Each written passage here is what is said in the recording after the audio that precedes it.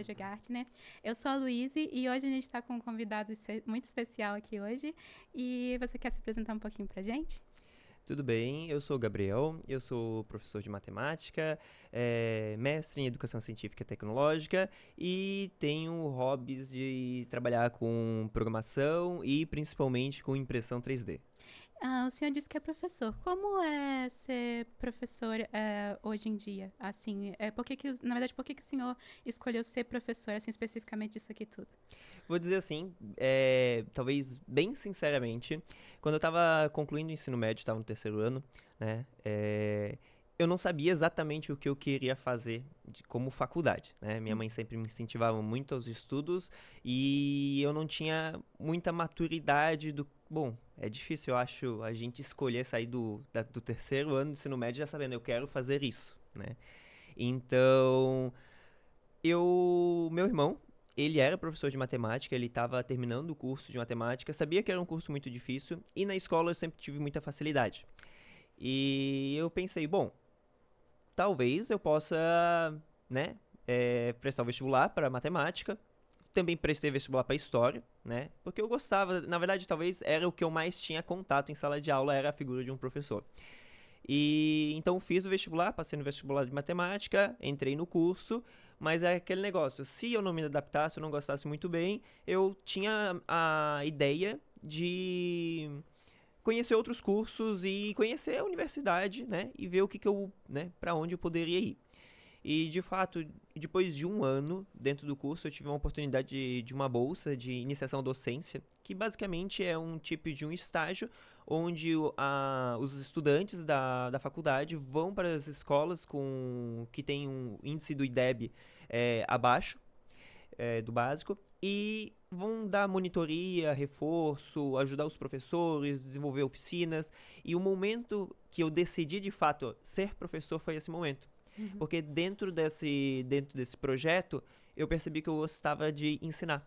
Eu gostava de trabalhar com aluno, passar o conhecimento. Então era uma coisa divertida. Uhum. Então, e até hoje é. A parte mais divertida é a sala de aula, é o contato com os alunos. Então, eu diria que foi nesse momento que eu decidi ser professor, mesmo estando um ano Uhum. no curso.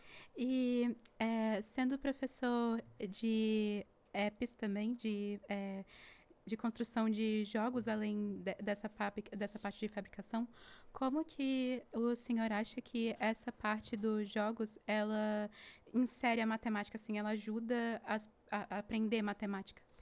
Então, a programação, ela traz a matemática de uma forma um pouco mais contextualizada, um pouco mais aplicada e dependendo até mais visível, porque dependendo da maneira que você vai trabalhar a programação, você tem programação, por exemplo, em blocos, que a gente consegue aprender já no ensino fundamental, né?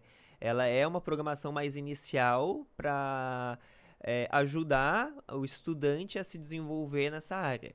Então a gente tem muitas coisas aplicadas, a gente consegue relacionar conceitos de, por exemplo, um plano cartesiano, que é basicamente uma coisa, né, imaginária, uma localização, que ela vai para além, às vezes, do papel e do quadro. A gente cria um personagem onde a gente tem uma localização e se eu mudar um número ele vai um pouco mais para a direita ou um pouco mais para a esquerda ou para cima ou para baixo e eu consigo trabalhar com esse personagem e às vezes até de uma forma um pouco mais cativante, porque o estudante, ele não vai fazer um jogo aleatório, ele vai colocar um personagem que ele gosta, ele vai colocar um dinossauro, ele vai colocar um axolotl, ele vai colocar um personagem de Minecraft e vai cada vez chamando mais atenção. Então ele coloca os seus gostos ali dentro da programação e vai aprendendo matemática, né, de forma talvez indireta. Claro que ele precisa ter uma noção, talvez de plano cartesiano, de localização, assim, de x e de y, alguns conceitos de matemática,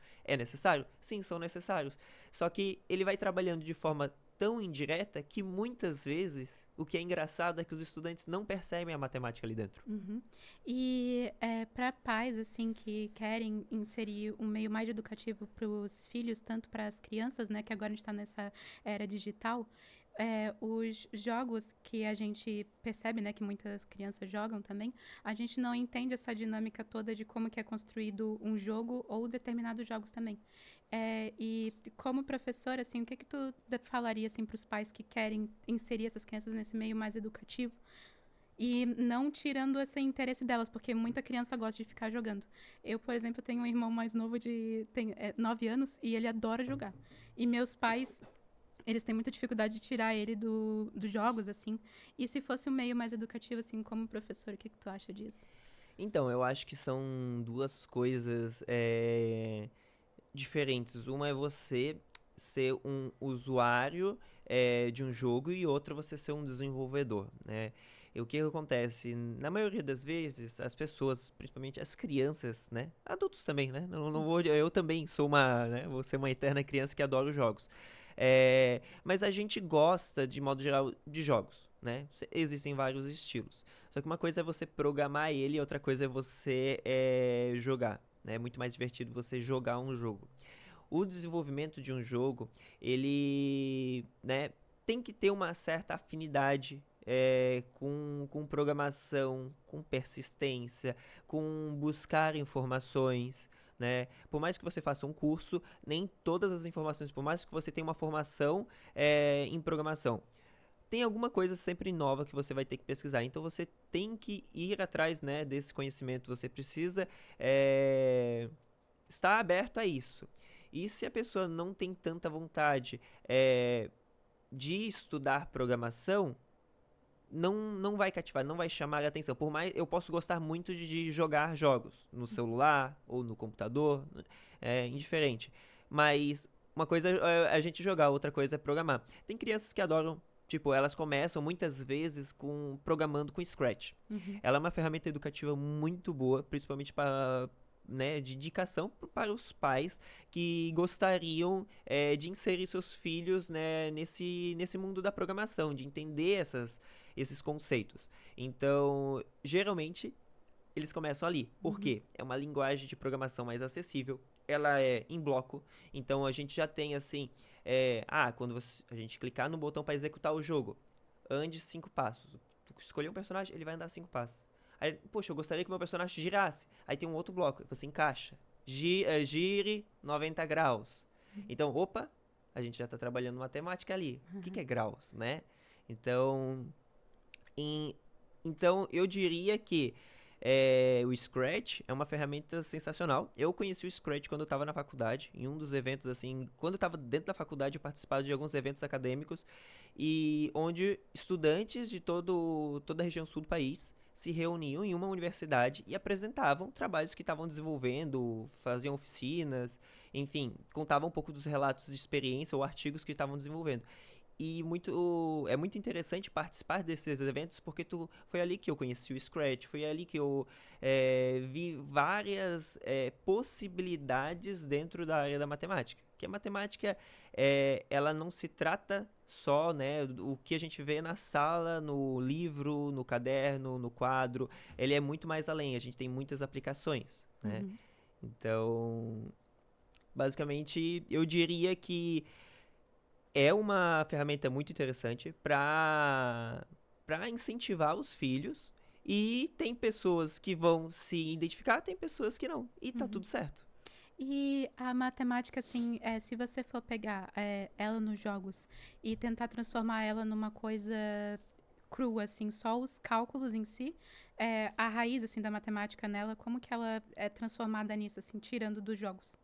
Tipo, se for montar um jogo e você monta a programação dela, se você tirar essa matemática que tá ali na programação, como é que ela fica?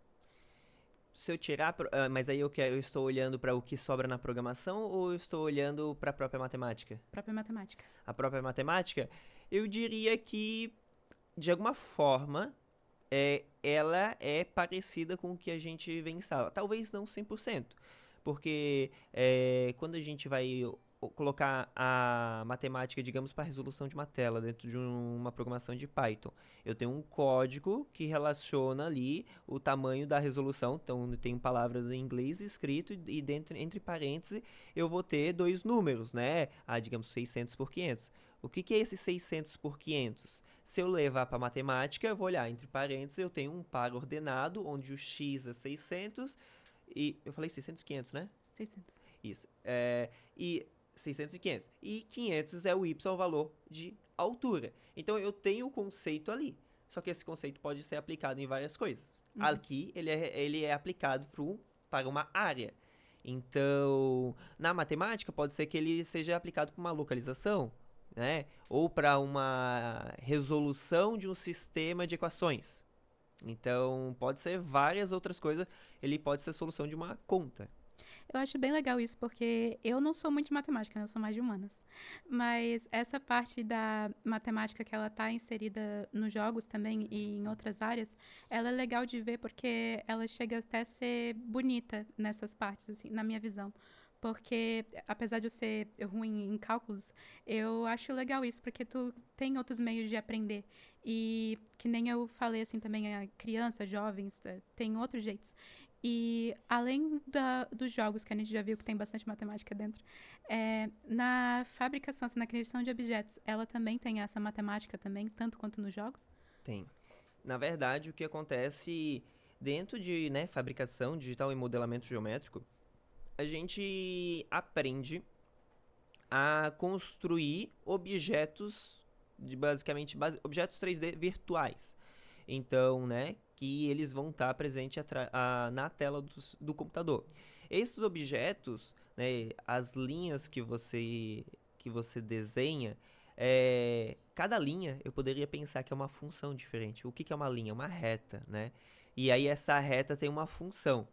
Tem uma função afim que descreve ela. Aí eu faço um conjunto de retas e formo um retângulo. Então eu formo uma forma geométrica com retas. Só que às vezes a gente vê de forma um pouco mais simplificada. E a gente consegue construir objetos, assim como objetos que estão...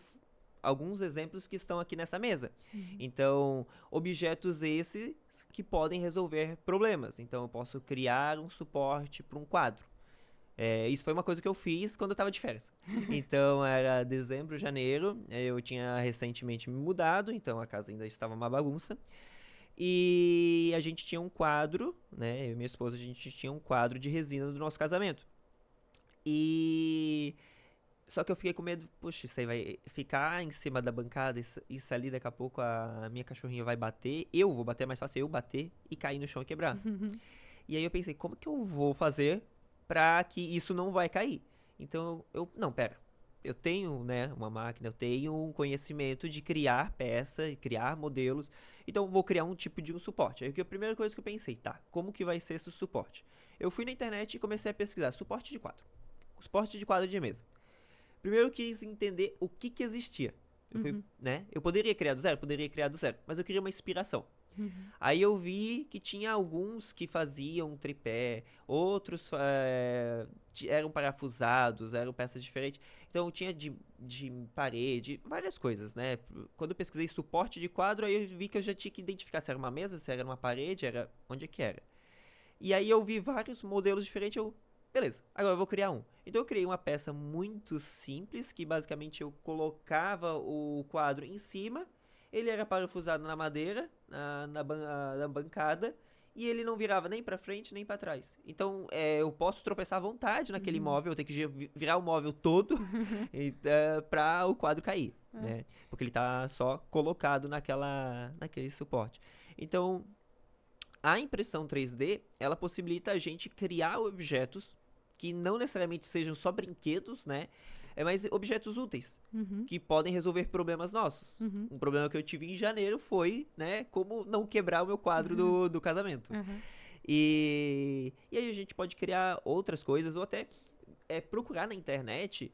Às vezes eu estou com um problema, poxa, eu moro, digamos, no quarto andar de um prédio, mas o meu prédio não tem elevador. Se eu não me engano, a gente pode, né, ter prédios que tem 3, 4 andares até e não possuir elevador. Isso é uma coisa um pouco difícil quando você volta do mercado. Sim. Porque você está carregado de sacolas e tem que ir e voltar, ir e voltar. Então é uma tarefa um pouco mais difícil. Então, por exemplo, eu trouxe aqui na mesa, deixa eu pegar um. eu trouxe aqui na mesa, esse aqui é uma peça, é um suporte de sacola, onde eu posso colocar minha mão aqui, de uma forma um pouco mais ergonômica, onde não vai machucar meus dedos segurando a sacola pesada, e eu coloco as alças da sacola nessa região. Uhum. Então, esse aqui, ele é um objeto feito com impressão 3D, e que ele suporta um certo peso, que é muito mais fácil para carregar um monte de sacola. Então, ele resolve também outro problema. Isso aqui, por exemplo, é uma peça disponível online, que tem nas plataformas. Quem quiser baixar, pode baixar e imprimir. Uhum. Então, é uma peça gratuita. E nessas duas coisas que a gente falou de aplicativos e também na criação de objetos, na sala de aula, você acha que ajudou muitos alunos também a melhorarem a habilidade na matemática? Sim. Na verdade, o que eu vejo, vou falar na parte de fabricação. Eu vejo que os estudantes que trabalham nessas disciplinas com modelagem, eles trabalham tanto às vezes, né, na perspectiva 2D, na perspectiva 3D, que eles começam a ter uma análise assim, visual de objetos muito mais facilitadas dos que não têm contato. Porque você está ali criando objetos, entendendo sobre profundidade, largura, comprimento, e você tem uma prática, você tem um tempo investido em cima disso. E que muitas vezes, quando a gente vai trabalhar com geometria espacial em sala, o estudante vê uma figura que o professor tenta, ele vai sempre se esforçar para fazer uma figura no quadro 3D, só que ele está fazendo num quadro bidimensional, de duas dimensões, então ele tenta dar uma noção de profundidade. E é difícil o estudante entender, tá, mas esse segmento ele está atrás, ele está na frente, onde é a localização?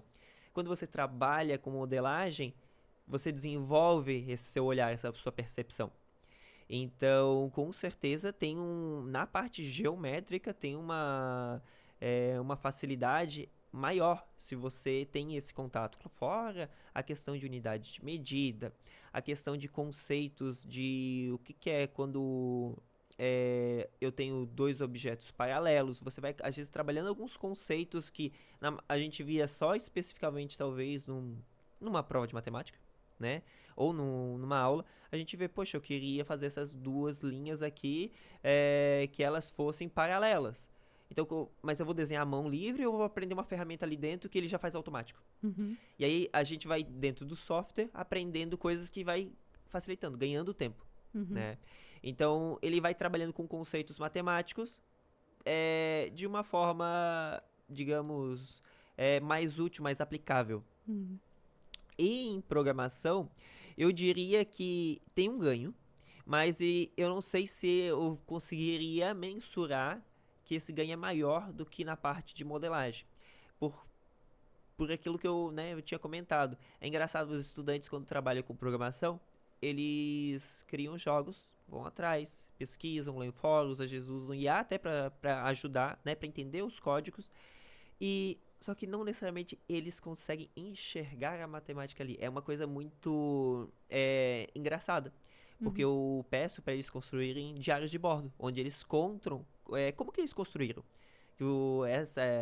Essa atividade é mais para eles refletirem sobre o passo a passo. Engraçado, desculpa, mas eu acho que quando a gente está montando ali os jogos, parece que eu consigo enxergar mais a matemática ali nos códigos, ou tipo, X, Y, e daí também tem a parte assim, mais um, mais dois, que tem ali nos códigos. E eu acho que a matemática assim, crua na parte de números e posições, como se fosse um diagrama, assim, eu consigo enxergar melhor isso. Agora, na fabricação, a gente enxerga realmente a parte de profundidade, largura, mas eu acho que eu consigo enxergar assim, mas eu acho que depende muito do tipo de estudante também. E na parte da fabricação, eu acho que também, eu não lembro quando, mas o senhor comentou disso pra gente, que quando a gente olha numa loja ou quando a gente vai assim pra qualquer lugar, quando a gente mexe muito com impressão 3D ou cortadora laser também, a gente consegue ver, a gente bate o olho nos objetos e a gente já vê que foi impressora 3D, cortadora laser. E eu acho que isso foi parte do aprendizado que o senhor queria passar pra gente também. Ou só, tipo, a parte da matemática, mas eu acho que o senhor também queria que a gente tivesse esse olhar mais amplificado nessas coisas. E a matemática, assim, nisso tudo, agora, fora desse padrão, assim, como professor, assim, só na parte da matemática, você acha que essas aulas, elas são mais aplicáveis para poder ensinar ou é na base é, antiga, assim, que você vai falar a matemática direto, tipo, vai ensinar diretamente? Não entendi, ela é mais aplicável. Eu não entendi a comparação. Ela é mais. E você acha que você consegue ensinar melhor no apps e games e fabricação ou na matemática crua mesmo? Entendi. É, eu ia dizer, depende. É, fabricação, a gente tem muita coisa aplicável e os estudantes conseguem identificar um pouco mais. Você consegue identificar a matemática na programação com uma facilidade.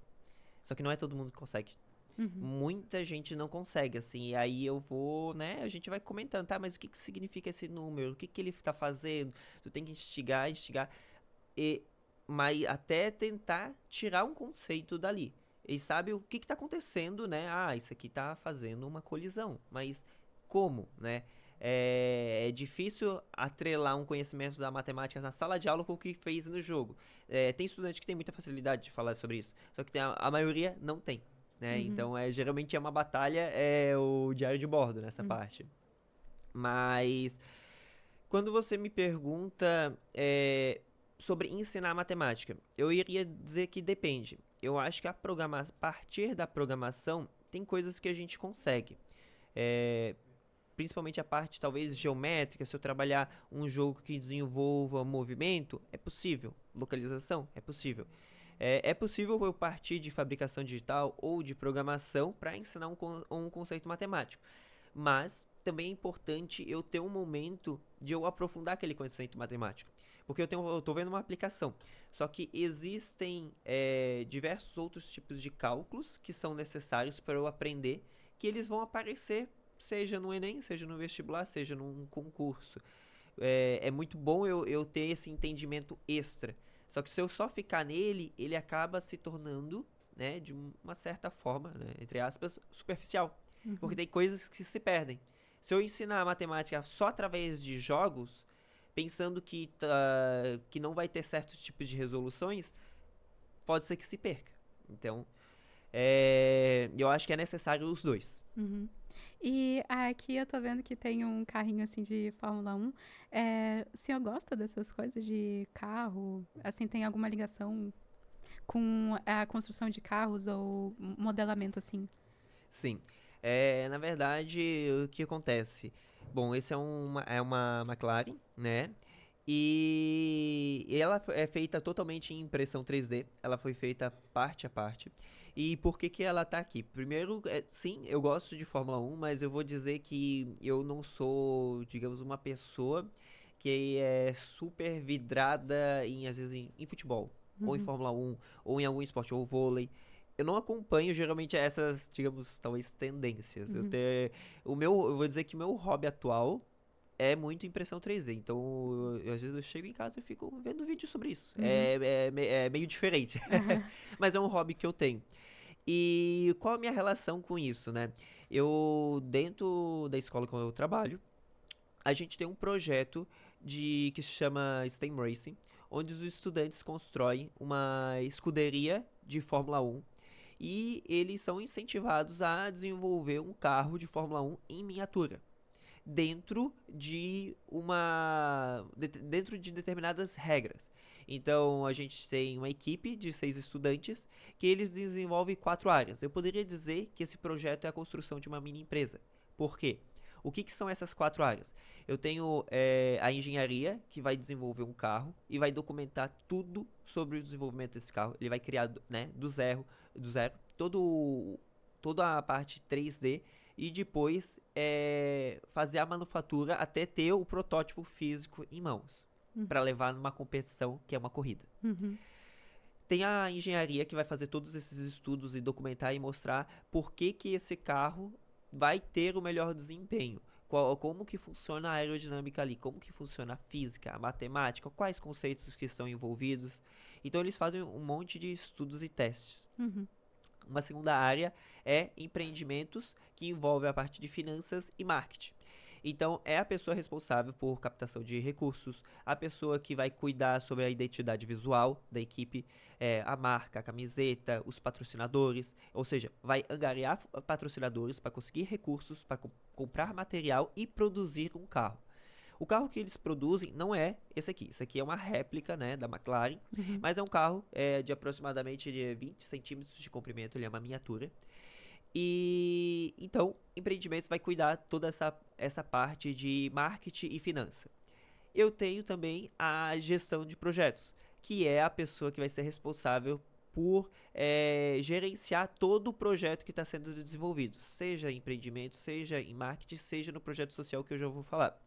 Então, ela vai definir prazos, ela vai definir os calendários, objetivos, definir os patrocinadores, a classe de hierarquia, quais são os principais riscos desse projeto. Quando a gente tem uma empresa, a gente tem, né, que prever algumas coisas, prever custos, quais são os nossos gastos para os próximos meses ou gastos do ano, e quais são os riscos de dar errado. Por exemplo, eu estou aqui nessa sala de podcast.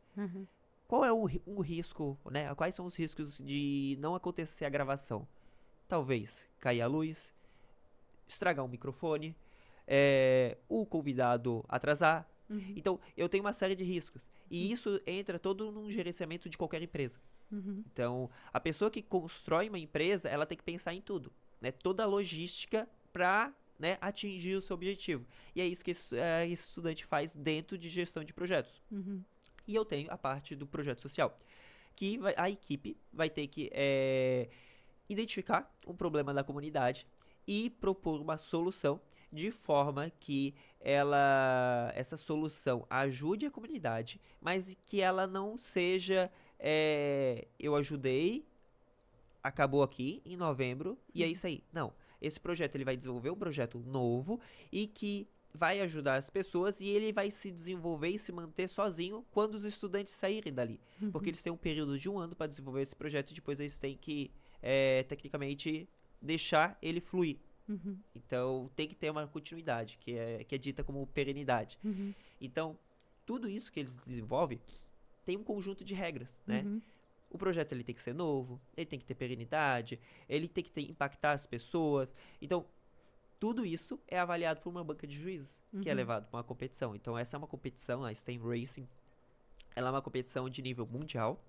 Aqui, a gente tem uma equipe que ela se chama Interlagos. Então, em homenagem à pista, né, ao autódromo, que temos aqui no Brasil. E uma estudante, né, que foi há 3, 4 anos atrás, ela iniciou a equipe e ela quis dar esse nome como homenagem, né, do autódromo para nossa equipe. E ficou até hoje, né, a estudante hoje, ela tá na faculdade e, bom, a gente tá na 4ª, 5ª geração, acho que é a 5ª geração da equipe. Nossa. Então é bastante coisa. E é isso. E agora eles começaram, né, um novo projeto, estão reestruturando tudo de novo, tem uma estudante nova e eles vão se preparar para novembro participar dessa competição. Então eles constroem uma mini empresa. Nossa, que legal. E os carros, eles não são construídos na impressora 3D, ou são? Parte. Na verdade, o carro, ele é composto por impressão 3D, se a equipe definir, ou por outros materiais de impressão 3D, como SLS, ou seja, eixo, roda, aerofólio, o bico, o halo, ele pode ser feito de impressão 3D. Aí vai depender do motivo e dos recursos que a equipe tiver.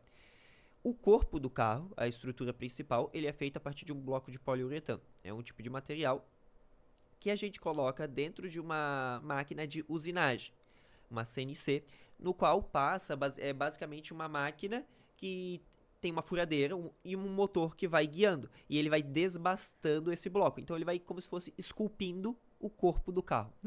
Então o corpo do carro é feito a partir dessa máquina, a partir de uma CNC. As peças em redor é feito de impressão 3D ou SLS. E tem o rolamento que faz a roda do carro girar. Então eles compram, eles testam diversos rolamentos e chegam à conclusão, não, o rolamento dessa marca com essa configuração vai ter o melhor desempenho. E aí eles compram lá a quantidade necessária para a competição ou para a temporada. E a impressora 3D, assim, com objetos feitos de madeira? Como é que é a execução, assim, da construção de objetos na impressora 3D? Porque aqui a gente viu bastante do... Ah, esqueci. Aqui a gente viu da impressão 3D, assim, como que é na impressão de madeira os objetos? Ah, entendi. O que acontece? Na verdade, você diz impressão 3D ou a máquina que vai esculpir e fazer um objeto a partir de um bloco de madeira? Não, É que tem duas coisas. qual que é a diferença das duas? Existe a possibilidade de eu fazer um objeto, por exemplo, eu fazer seja um vaso, ó, tem até um Homem-Aranha aqui dentro, fazer um vaso a partir de, né, ele ser de plástico, só que parte dele ser de madeira. Existem materiais, filamentos, que na sua composição tem uma parte de madeira, então eles dão essa sensação. Isso aqui é puramente plástico, a única coisa é que a cor é um rosé gold, ou gold rosé, não lembro agora. Ele lembra um pouco de madeira. Existem materiais que ele tem uma porcentagem ali de madeira ali dentro e dão mais sensação. Então dá para fazer com impressão 3D, ou você pode fazer na CNC, que aí é uma máquina que você tem que ter um bloco maciço de madeira e ele vai esculpindo e fazendo o objeto. Daí, essa é a diferença.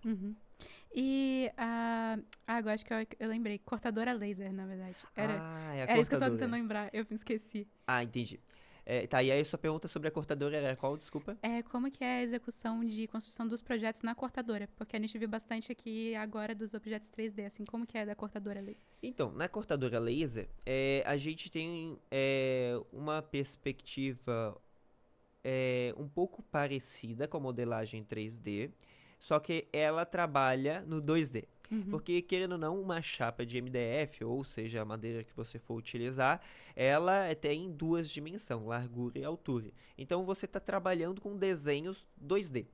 Então, já quando eu pego um objeto como esse articulado, eu tenho um objeto tridimensional. Então, como que funciona? Basicamente, você vai fazer um desenho, você vai fazer um esboço do que você quer produzir, um suporte, algum tipo de suporte, você vai fazer sempre desenhos 2D. Então, de largura e altura. Ah, mas eu quero compor vários objetos. Eu posso pegar, fazer várias placas de MDF e fazer um suporte de notebook. No ano passado, se eu não me engano, estudantes do primeiro ano desenvolveram um projeto que era de mundo do trabalho, que eles queriam fazer um produto para vender na escola e trabalhar com um pouco do empreendedorismo. Então, eles criaram um suporte de notebook que era feito na cortadora laser. Então, eles fizeram vários, digamos, réguas, várias pedaços retangulares que eles se encaixavam num no outro e davam sustentação a deixar o notebook alto. Então, na cortadora laser, você tem que ter uma perspectiva de ou você vai fazer um objeto plano, simplesmente, ou você vai ter que pensar na composição de vários objetos planos para gerar um objeto tridimensional. Então, a modelagem dele é que você tem uma perspectiva 2D. Na modelagem 3D, a perspectiva é tridimensional. E quais que são as dificuldades de trabalhar com a impressora 3D e a cortadora laser nas escolas? Assim, tipo, tem alguma dificuldade, algum perigo, alguma coisa? Eu diria que, vamos lá, eu vou falar de cada uma. A cortadora laser, eu vou dizer que talvez é o mais acessível, né? Se você tiver uma cortadora laser que ela seja potente, você vai conseguir tranquilamente cortar material. A única coisa é que, qual é o perigo da cortadora laser, né? É sempre bom ter um professor ou alguma pessoa junto, porque uma coisa a gente está trabalhando com laser. Então, uma coisa é eu cortar madeira, outra coisa é eu cortar EVA, outra coisa é eu cortar um pedaço de papel ou papelão. O que muda? O material, ele tá mudando, mas a potência que você tem no laser, não.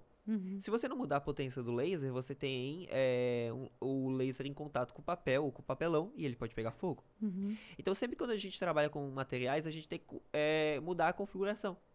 Cada material tem uma configuração determinada, senão a gente coloca fogo.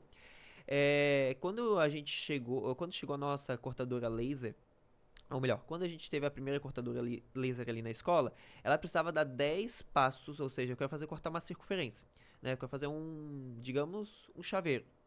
Ele tinha que passar 10 vezes no mesmo lugar para realizar um corte numa chapa de 3 milímetros de espessura, Uhum. porque era uma cortadora mais fraca.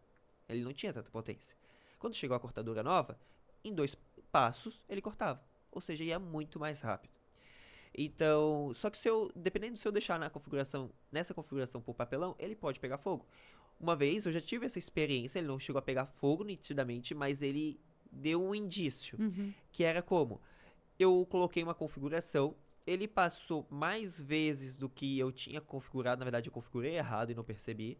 E aí quando eu vi, ele tava carbonizando ali e tinha aquelas não é faíscas, mas é aquela sensação de, sabe quando a gente acende o carvão e o carvão ele fica bem vermelhinho Uhum. e a parte redor um pouco mais espreguiçada?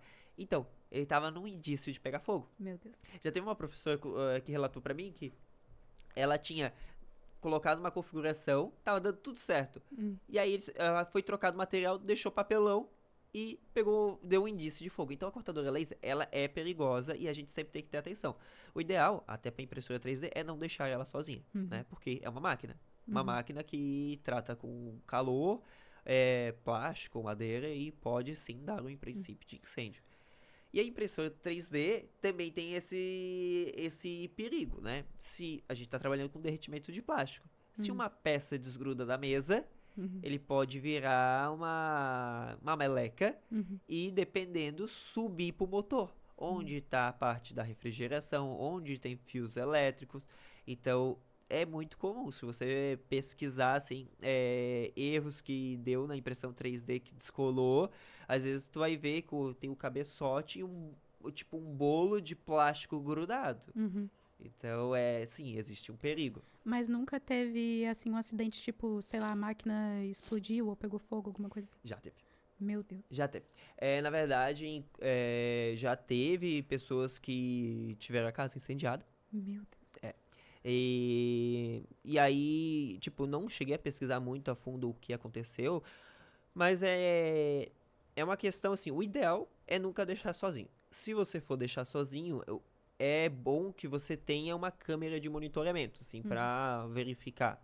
Hoje em dia a gente tem impressoras que elas estão ficando cada vez mais avançadas, que usam até um sistema de IA para identificar quando tem um padrão fora da mesa. Tipo, se tem alguma coisa que soltou, ele está escaneando a tua mesa enquanto imprime. Opa, tem um objeto aqui na tua mesa que não era para estar aqui. Então alguma coisa soltou ou tem algum problema. Ele pausa. Uhum. Então é uma segurança. Uhum. E é uma segurança, é uma economia de material, de energia e tudo mais. Não que gaste muita energia, mas é uma economia. E qual é o desafio da impressão 3D, né? Respondendo o restante da pergunta. Bom, a cortadora laser eu não acho tão desafiador assim, não tem tantas dificuldades para aplicar na escola. Agora, a impressão 3D depende da máquina, né? A gente tem máquinas mais iniciais, que são referentes dos anos 2017, 2018, que começou a vir as primeiras impressoras 3D mais acessíveis assim no Brasil, que é a Ender, e que muitos lugares têm, que seria a mais conhecida. E agora, depois de 2003, foi 2003 ou 2002, desculpa, 2023, 2022, surgiu impressoras que elas são mais robustas, que eu não preciso calibrar. Porque o que acontece? Quando a gente trabalhava com impressão 3D, a gente tinha uma mesa onde ia ser depositado material e feito o objeto. Só que ela tem que estar plana. Ela tem que estar toda alinhada com o motor que vai colocar o material. Se ela estiver desalinhada, aqui ele vai colocar material. Só que quando ele chegar aqui, o material vai ficar voando. Então ele tem que estar o mais calibrado possível. E essa calibração era feita manual. Era a pessoa que operava a máquina, tinha que passar uma folha de papel. Levava um tempão. Levava um tempão, dos 4 lados da mesa. Aí depois tu tinha que fazer mais uma volta, mais uma volta. Dependendo, se tu não tinha experiência, uns 5 a 10 minutos. Se tu tinha experiência, aí uns 2, 3 minutos. Só que é um tempo, né, investido que acaba se tornando chato, porque, né, a gente tem muitos objetos aqui nessa mesa. Toda vez que eu tirar um objeto, eu tenho que calibrar. Então dá um trabalho. Então veio uma nova tecnologia. Agora todas as impressoras novas, A mesa, ela é fixa, ela já está calibrada, ela já está alinhada. E o que que acontece? Por que que agora ela está calibrada? Não existe mais um desnivelamento? Existe. Existe a dilatação do material. Existe a dilatação, seja do bico, seja da mesa, seja por causa da temperatura. E existe uma pequena variação. E só que agora a máquina, ela tem um sensor de calibração automática. Esse desnível é tão pouco, porque a máquina é tão bem feita, que o software identifica, olha, a tua mesa, ela tá um pouquinho torta pra cá.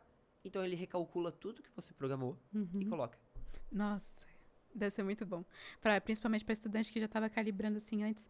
E nesse esquema das impressoras 3D, assim, o senhor acha que tem futuro esses projetos, tipo de vender, de trabalhar com isso, e tanto nos games também, porque o senhor tinha falado de inteligência artificial, e agora hoje, assim, a gente fica muito conectado com isso também, e muitas pessoas já usam bastante inteligência artificial, e também tem empresas que buscam gente que sabe mexer com inteligência artificial. E o senhor acha que a inteligência artificial vai mudar assim, programação de jogos ou também essa parte de criação de objetos? Ou tu acha que ainda tem futuro? Vai mudar, na verdade já está mudando. E é uma coisa que, poxa, eu acho que eu não trouxe nenhum exemplo aqui. Uma pena, eu esqueci. A IA, ela já está mudando muita coisa. Vou começar por programação e terminar em fabricação. Na parte de programação, eu diria que a IA te ajuda a aprender mais rápido programação. Porque antes, se a gente fosse querer ser autodidata e querer aprender a programação, ou eu via um vídeo no YouTube, ou eu ia ler fóruns, que era o que eu fiz. Porque eu não sou formado em programação, eu sou formado em matemática. Eu gosto de estudar, eu gosto de trabalhar com tecnologia, estudar um pouquinho de programação. Eu sempre gostei, né, de ver coisas novas. E eu aprendi, o pouco que eu aprendi de programação, eu aprendi lendo fóruns e vendo vídeos no YouTube. Então, eu diria que a IA facilitou isso, porque ela começou a se tornar mais presente na sala de aula nos últimos 2 anos, se eu não me engano, 3 anos.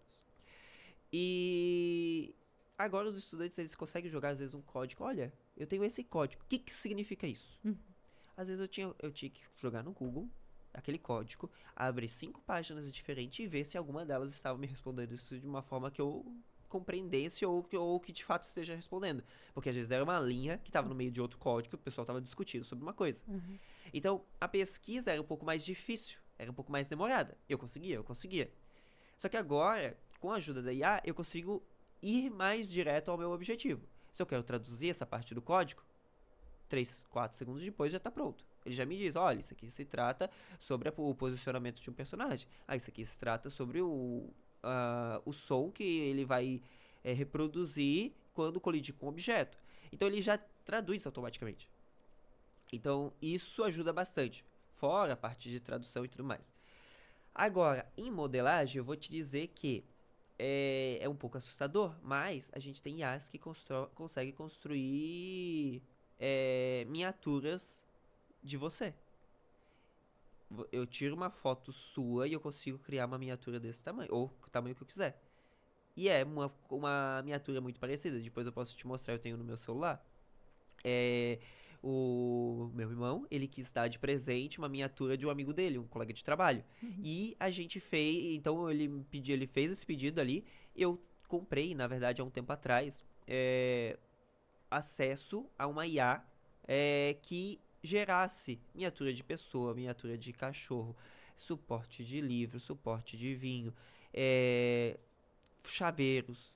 Ele basicamente é uma plataforma que ele tem uma IA ali, na verdade não é uma IA, na verdade ele é um conjunto de IAs. Eles pagam várias IAs, eles fazem uma adaptação das IAs para impressão 3D. Porque uma coisa é você jogar no Gemini ou no ChatGPT, faz um boneco 3D ali da minha foto. Só que quando tu joga no software de fatiamento, no software para configurar, para imprimir, ele sai todo ruim. Porque essa IA não foi feita para isso. E aí ele vai fazer coisa faltando, o teu braço tá estranho, ou vai ter parte voando. Quando a gente tem essas IAs voltado para impressão 3D, a gente tem uma otimização do material, da qualidade do material, e eu consigo criar vários objetos com poucos suportes. Então eu já fiz algumas coisas com IA, já fiz chaveiros na escola. É, o projeto de iniciação científica, né, a professora pediu, faz um chaveiro ali, pediu uma encomenda de chaveiros com a logo da iniciação científica. Eu simplesmente peguei a logo, joguei pra lá, na verdade eu vetorizei ela antes, porque eu não tava vetorizado, eu fiz um processo manual, joguei pro software, gerei, acabou. Meu Deus. Já tá encaixado, já tá organizado, e aí tinha vários modelos. Tinha um que era uma circunferência, outro que é um quadradinho, outro que tinha um medalhão que girava, eu tinha uns que são sensoriais, que ficam fazendo clique, então um monte de modelo. Aí a modelo tá ali, e tu escolhe, eu quero assim, fechou. Exportou, tá pronto pra imprimir. O que antes precisava uma pessoa pra modelar tudo isso. Então, vários trabalhos eles estão sendo simplificados. Desculpa, tô com rinite. O que acontece? Então, isso vai substituir o profissional que trabalha com design? Não. Ele não vai substituir 100%, porque o que sai não é 100% perfeito, sempre tem alguma falha, alguma coisa. Mas ele vai ajudar esse profissional. Né? Eu ia perguntar se, tipo, se se esse avanço da inteligência artificial, ela é preocupante para alguns profissionais, ou se ainda as pessoas vão trabalhar, mas com o auxílio dela. Eu acho que isso faz parte de uma coisa que já vem acontecendo na sociedade. Se a gente for parar para pensar, a Revolução Industrial. A gente tem a vinda das máquinas. Muitos empregos manuais foram perdidos porque as máquinas começaram a fazer esse processo. A gente tem os caixas eletrônicos. Antes a gente não tinha caixa eletrônico, a gente ia no banco, conversava com uma pessoa, pegava o dinheiro da conta e saía. Agora a gente tem caixa eletrônico, a gente nem precisa falar com ninguém. Entra, pega o dinheiro e vai embora. Agora a gente tem a IA, que vai substituir o trabalho, às vezes, de uma modelagem, de um revisor de texto. Quando eu fiz a minha dissertação de mestrado, eu enviei para uma pessoa para fazer a correção de português. Hoje em dia a gente tem a IA que ela pode nos auxiliar. Vai ficar a melhor coisa do mundo? Não. Eu acredito que a correção de um texto realmente tem que passar por um profissional. Só que ela já vai te dar uma limpada no texto. Então eu tinha uma certa dificuldade para escrever, né? Até meu orientador falava, poxa, tu faz muito sucinto as coisas. E de fato eu fazia muito sucinto. Só que tava tudo na minha cabeça. Tava na minha cabeça, o texto era um pouco truncado e ele, não, vamos passar por um revisor. Hoje em dia, se eu tivesse a IA, eu conseguiria talvez destrinchar um pouco mais, só que eu tenho que ter cuidado. Porque não é só simplesmente jogar na IA Ctrl-C, Ctrl-V. Porque aí, né, não é um texto original seu. Então, mas talvez ele poderia ter me ajudado a construir melhor os textos. Ela vai talvez substituir, vai ter talvez uma diminuição na quantidade de empregos? Pode ser que tenha. Só que são mudanças que já vêm acontecendo na sociedade há muitos e muitos anos, né? Só que de formas diferentes.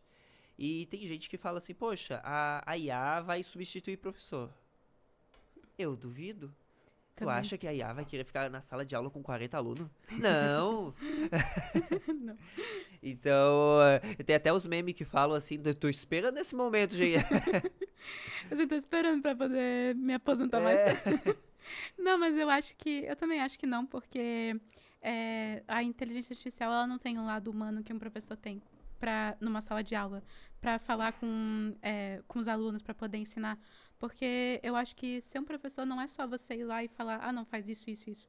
É ajudar o aluno a entender isso também e a fazer ele se sentir bem ali, porque você tentar empurrar um conteúdo para dentro dele também, ele não vai querer aprender. Então, eu acho que o papel de um professor numa sala de aula é incentivar o aluno a querer aprender, para ele poder descobrir as coisas. E eu sempre vi um professor como a profissão que faz a profissão.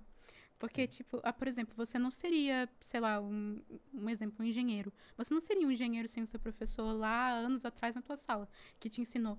Ou você pode falar assim, não, esse professor, ele era muito chato, assim, ele não me ajudava com nada, não sei o quê.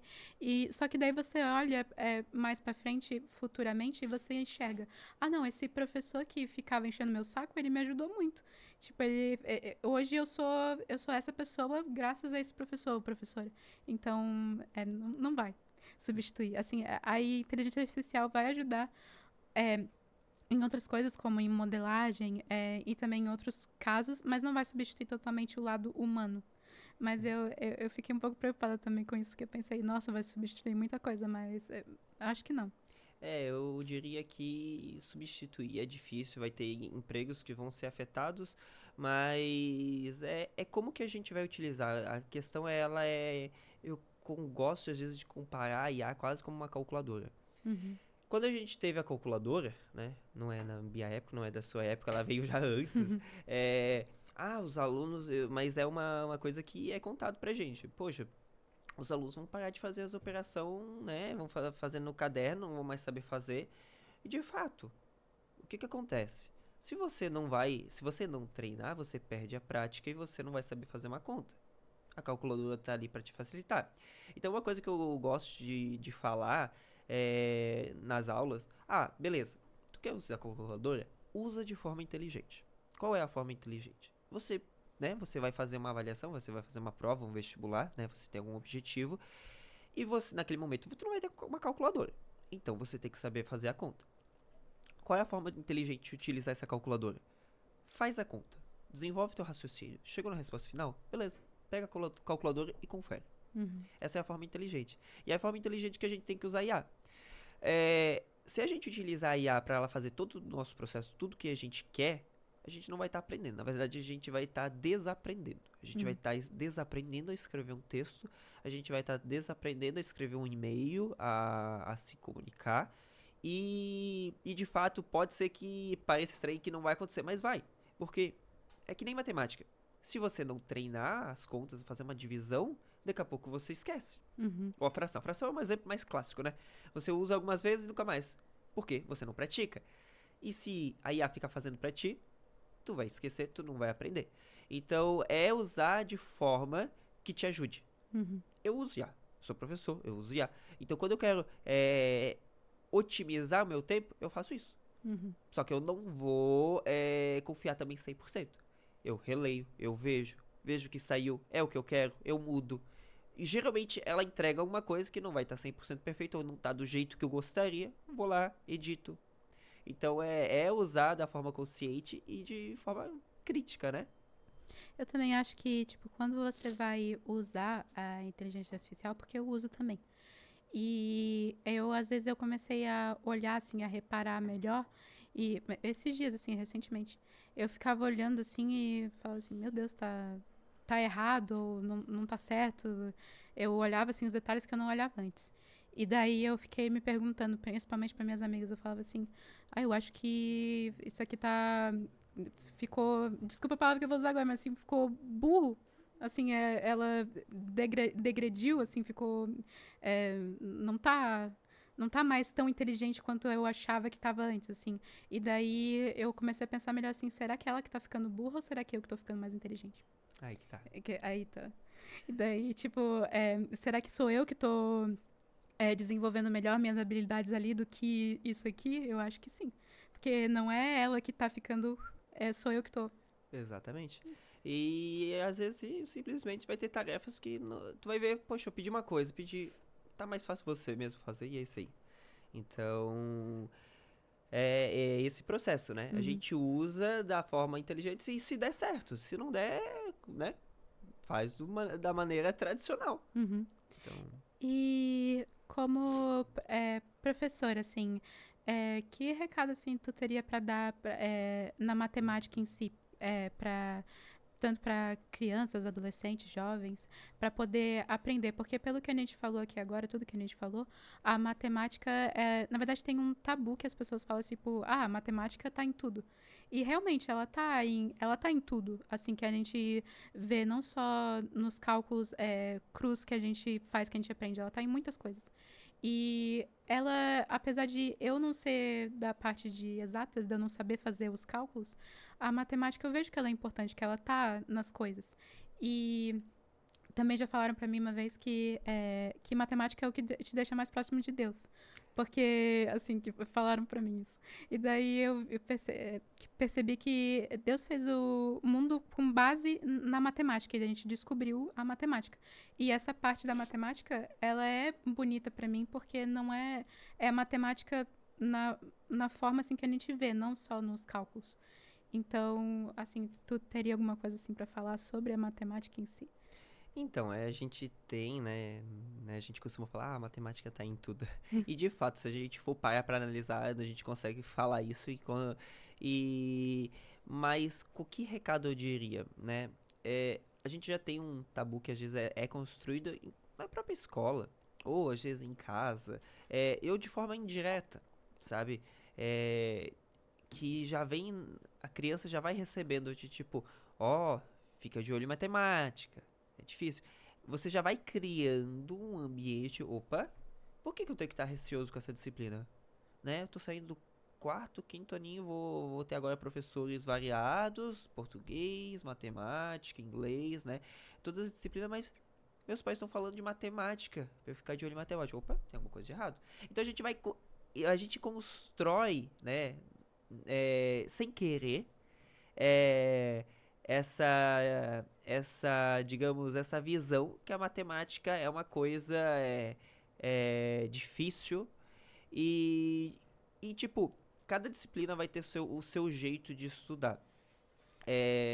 Eu não vou aprender história se eu não ler um livro de história. Mas às vezes eu tenho outras formas. Eu poderia ouvir um podcast sobre história e entender. Eu poderia ver um vídeo. A matemática, eu posso ler um livro, eu posso ter aula do professor, eu posso tentar fazer a conta, eu posso... O podcast, opa, tá, aí o podcast já talvez não vai dar tão certo. Só que o que acontece? A matemática, ela chega um momento que ela é um pouco mais restrita a você conseguir fazer contas no papel. E se você não conseguir, se você não desenvolver essa parte com você, não basta você só escutar uma pessoa. Você tem que treinar. Não tem outras vias que vai fazer você aprender em algum momento aquela conta se você não treinar. Tu pode assistir quantos vídeos você quiser sobre equação do segundo grau. Só que é aquele negócio da aprendizagem. Tipo, tem a porcentagem de você aprender escutando. Tem a porcentagem de você aprender escrevendo. Tem a porcentagem de você aprender ensinando. E isso é uma coisa, tem uma pirâmide, eu não lembro agora, acho que é a pirâmide do conhecimento, que ou algum outro nome, que ele fala qual é a porcentagem de você aprender uma coisa em cada etapa. E quando você ensina, é quando você mais vai aprender. Então, só que a matemática, eu vou ter que uma hora colocar no papel, e eu vou ter que desenvolver. Então, eu vou ter que ter essa paciência de sentar e tentar. E eu diria que eu passei por isso, tá?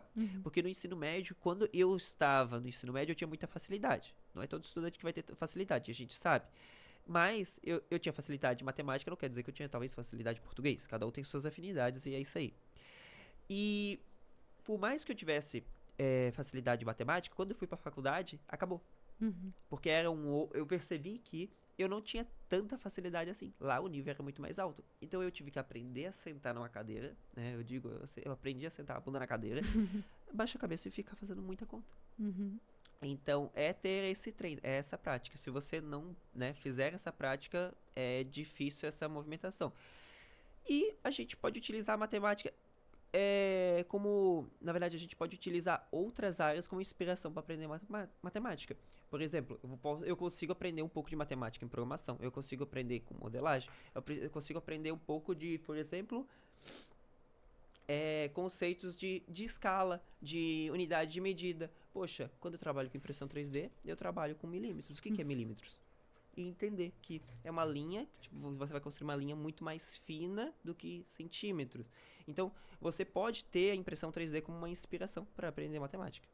E esse nicho, assim, agora da matemática, como que é pra ti, assim, sendo professor de matemática? Porque geralmente o aluno, assim, quando percebe que vai ter aula de matemática, ou assim, não, agora é professor de matemática.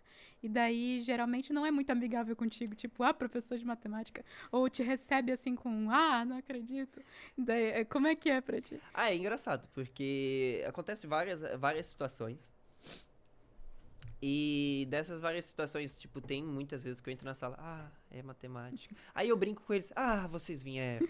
E, tipo, né, eu vou no jogo deles. E aí eu falo assim, nossa, gente, tem vezes que eu falo, pô, gente, que bom dia diferente vocês estão me dando. Professor. E aí eles sempre falam isso, não é nada com o senhor, a gente gosta do senhor, mas é que é matemática. Então, eu já escutei isso, assim como eu já escutei, tipo, tem um primeiro ano, né, agora, que o conteúdo é um conteúdo mais leve, o primeiro ano tem uma grade curricular bem mais tranquila, e é uma turma menor, né, do que as outras, tem 20 e poucos estudantes. Então, a aula é mais leve. Eles falam assim, eu já cheguei a escutar assim, nossa, você não parece professor de matemática, você parece um professor de humanas. E porque o meu comportamento é um comportamento totalmente diferente. A gente Aham. normaliza que um professor de matemática, ele vai ser, talvez, o tempo todo rígido, direto, talvez sem muitas brincadeiras. E vai ter momento, a matemática, a gente precisa de fato uma seriedade. Se eu não tiver uma atenção para fazer uma conta no quadro, até eu me perco. Uhum. Se eu preciso ter uma atenção para fazer a conta no quadro, falar certo e compreender se eles estão captando. Então eu preciso de uma certa atenção. E aí quando tem barulho, isso atrapalha. Aí eu tenho que chamar a atenção. Então, são momentos e momentos. Uhum. Então, quando o conteúdo é um conteúdo mais leve, os alunos, assim, eles gostam da aula, mas é aquele negócio, é matemática. A mesma turma que fala, professor, tu parece professor de humanas, assim, eles gostam muito de mim. Mas a matemática nem tanto, assim, Aham. Sim. sabe? Mas é isso, e tá tudo certo. Vai ter estudantes que vão ter afinidade com matemática, vai ter estudantes que vão ter afinidade com biologia, cada um tem a sua área, e é isso. A gente nunca vai ser bom em tudo, a Sim. gente nunca vai gostar de tudo. Uhum. Eu lembro agora de uma vez que o professor de matemática ele foi entrar na sala, né, pra dar aula pra gente e tal. E daí, quando eu vi que ele tava entrando na sala, eu falei, Luiz! E daí o professor me olhou assim com uma cara meio estranha. Assim, oxe, eu tô num universo diferente, tem que ter alguma coisa estranha, porque a Luísa tá falando feliz comigo que eu entrei na sala. Porque sempre quando ele entrava na sala, a gente ficava desanimado, porque era aula de matemática. E daí a gente, não. E daí agora eu ficava mais feliz quando ele entrava na sala. E daí é porque eu comecei a gostar mais de matemática mesmo. E daí eu tava até brincando, falando assim, meu Deus, eu tô vivendo num universo paralelo. Eu tô boa em matemática agora e tô ruim em química, né, por exemplo. E eu comecei a gostar mais de aula de matemática, assim. Os meus professores, eu falava assim pra eles, não, fica aqui, que eu falava pra ficar, porque tinha outra aula que eu, por exemplo, natureza ou física, assim, eu falava, não, fica, porque eu prefiro ficar na matemática do que ficar fazendo isso. Porque eu comecei a gostar mais. E não sei se é porque eu tô aprendendo ou porque eu achei mais leve, não sei. Mas eu comecei a gostar, e daí é legal. E é exatamente isso, quando a gente tem uma afinidade, fica mais leve.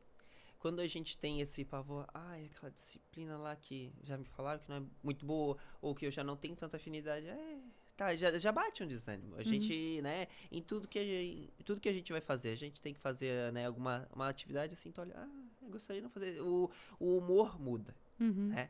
Então é comum isso. Sim. Então, se você gosta mais de matemática, automaticamente você já vai estar, queria ter mais uma aula. Tá Uhum. legal. Uhum.